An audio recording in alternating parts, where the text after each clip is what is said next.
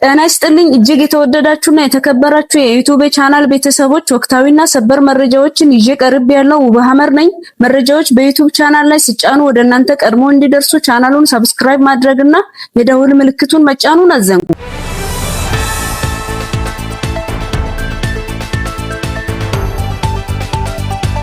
ወደ ሰበር መረጃዎቹ ስንሻገር አሜሪካ በብዙ ጉዳዮች እየተናወጠች ባለችበት ወቅት ቦምብ ሳይክሎን በተሰኘ በበረዶ ወጀብ ተመታች። ከስደተኞች ጋር ተያይዞ በአይሲኢ ኤጀንቶች ድርጊትና በትራምፕ አስተዳደር ላይ ሁለት የቀድሞ የአሜሪካ ዲሞክራት ፓርቲ መሪዎች ትችት የሰነዘሩና ይህ የማንቂያ ደወል ነው፣ አሜሪካኖች ንቁ ሲሉ ጥሪያቸውንም አስተላልፈዋል።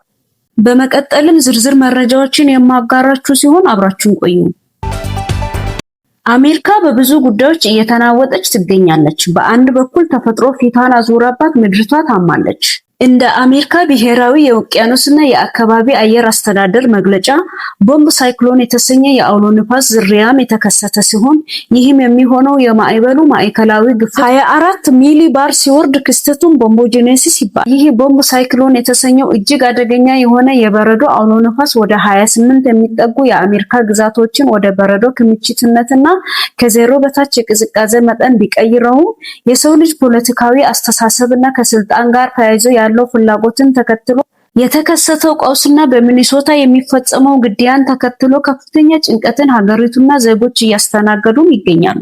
በትናንትናው ሰኞ ጃንዋሪ 27 እንደ ሲኤንኤን ዘገባ በጃንዋሪ 2026 ከካናዳ ድንበር አቋርጦ የገባው የአትላንቲክ ውቅያኖስ ንፋስን ያዘለው የበረዶ ወጀብ አይታው ከማታውቀው የበረዶ ማዕት ጋር ያገናኛት ሲሆን የሀገሪቱ አቪዬሽን አስተዳደር ባወጣው መረጃ መሰረት በብዙ ሺዎች የሚቆጠሩ የሀገር ውስጥና ዓለም አቀፍ በረራዎችም ተሰርዘዋል።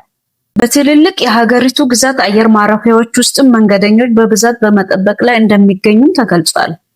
በፍጥነት መንገዶችም ላይ በብዙ ሺዎች የሚቆጠሩ ተሽከርካሪዎች በበረዶ ዝናብ ተጣብቆ እንደሚገኙ ተመልክቷል። እንደ ሲኤንኤን ዘገባ እስከ ትናንትናው ረፋድ ድረስ ከጃንዋሪ 25 እስከ 26 የተከሰቱ የበረዶ አውሎ ንፋስ መዘዞችና ተጽዕኖዎችን የማጋራችሁ ይሆናል። አብራችሁን ቆዩ።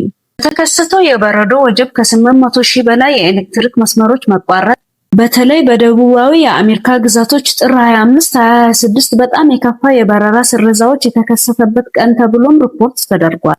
ከግማሽ በላይ የሚሆኑ አሜሪካውያን ከዜሮ በታች የንፋስ ቅዝቃዜ እያጋጠማቸው ያለ ሲሆን አውሎ ንፋሱ ከ2000 ማይል በላይም ተከስቷል። የመሰረታዊ ፍላጎቶች አቅርቦቶች እጥረት የተከሰተ ሲሆን የሸማቾች የሱቅ መደርደሪያዎች ባዶ ከመሆን አንስቶ እንደ ዳቦ፣ ውሃና ነዳጅ ያሉ አስፈላጊ ነገሮች እጥረት በአብዛኛው አካባቢ ተከስቷል። በሌላ ዜና ሁለት የአሜሪካ የቀድሞ ዲሞክራት ፓርቲ መሪዎች የማንቂያ ጥሪ ለሁሉም አሜሪካውያን ያለ ፖለቲካ ፓርቲ ልዩነትን ጥሪ አድርገዋል። የቀድሞ ፕሬዝዳንት ቢል ክሊንተን እና ባራክ ኦባማ በዚህ ወር በሀገሪቱ ላይ በፌደራል ኢሚግሬሽን መኮንኖች በጥይት የተገደለው በሚኒያፖሊሶች የ37 ዓመቱ ነርስ ላይ የተፈጸመውን የግድያ ክስተት ተቃውመዋል። በተመሳሳይ መግለጫም ባራክ ኦባማ እና ባለቤታቸው ሚሼልም እሁድ ዕለት በሰጡት መግለጫ የአሌክሲን ግድያ አሳዛኝ ክስተትና ከየትኛውም ወገን ምንም ይሁን ምን ለሁሉም አሜሪካውያን የማንቂያ ደወል ነውም ብለዋል። አክለውበትም እንደ ሀገር ብዙ እሴቶቻችን ከጊዜ ወዲህ እየተጠቁ ናቸው። ይህ የማንቂያ ደወል ነው ለሁሉም አሜሪካውያን ያለ ፖለቲካ ፓርቲ ልዩነት አሜሪካውያኖች ንቁ ሲሉም ጥሪያቸውን አስተላልፈዋል። አክለውበትም ለሳምንታት ያህል በአሁኑ ወቅት በመላው ሀገሪቱ ላይ ያሉ ሰዎች ጭንብል በተሸፈኑ የአይሲኢ ኃይሎችና ሌሎች የፌደራል ወኪሎች ያለ ጥፋት እርምጃ እየተወሰደባቸውና ታላላቅ የአሜሪካ ከተማ ነዋሪዎችን በማስፈራራት ለማስቆጣትና አደጋ ላይ ሊጥሉ በሚመስል ስልቶች በማስፈራራታቸው በትክክል ተቆጥተዋልም ብለዋል። ሌላኛው የቀድሞ ዲሞክራት ፓርቲ መሪ ቢሊ ክሊንተን የባራክ ኦባማንና የባለቤታቸውን ጥሪ ተቀላቅለዋል። ቢሊ ክሊንተንም ስለ አሁኑ የአሜሪካ ሁኔታ እንዲህ ሲሉም ገልጸዋል። በቅርብ ሳምንት ውስጥ በሚኒያፖሊስ እና በመላው አሜሪካ ውስጥ በፍጹም ይከሰታል ብዬ የማላስበውን አስከፊ ትዕይንቶች ሲከናወኑ ተመልክተናል። ሰዎች ሕፃናትን ጨምሮ ጭንብል በለበሱ የፌደራል ወኪሎች ከስራ ቦታቸው ከቤታቸውና ከመንገድ ተይዘዋል።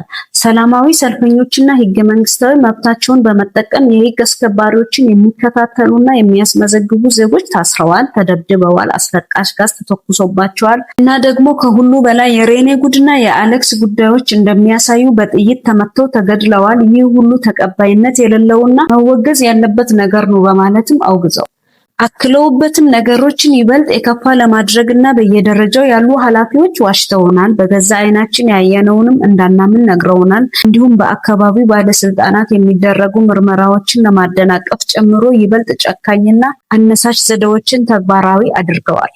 በተጨማሪም በህይወት ዘመናችን ውስጥ የምንወስናቸው ውሳኔዎች እና የምንፈጽማቸው ድርጊቶች ለሚመጡ ዓመታት ታሪካችንን የምንቀርጽባቸው ጥቂት ጊዜያት ብቻ ያጋጥሙናል። ይህ የአሁኑ ሁኔታም አንዱ ነው ሲሉ ገልጸዋል። አክለውበትም የቀድሞ የዲሞክራት ፓርቲ መሪ እና የአሜሪካ 42ኛው ፕሬዝዳንት ከ250 ዓመታት በኋላ ነፃነታችንን አሳልፈን ከሰጠን ዳግመኛ ላናገኛቸው እንችላለን። ሀገራችን አሁንም የህዝብ መሆኑን ለማሳየት የአሜሪካን ዲሞክራሲ ተስፋ የምናምን ሁላችንም መቆም፣ ድምጻችንን ማሰማትና ማሳየት የኛ ኃላፊነት ነው በማለት መልእክታቸውን አስተላልፈዋል።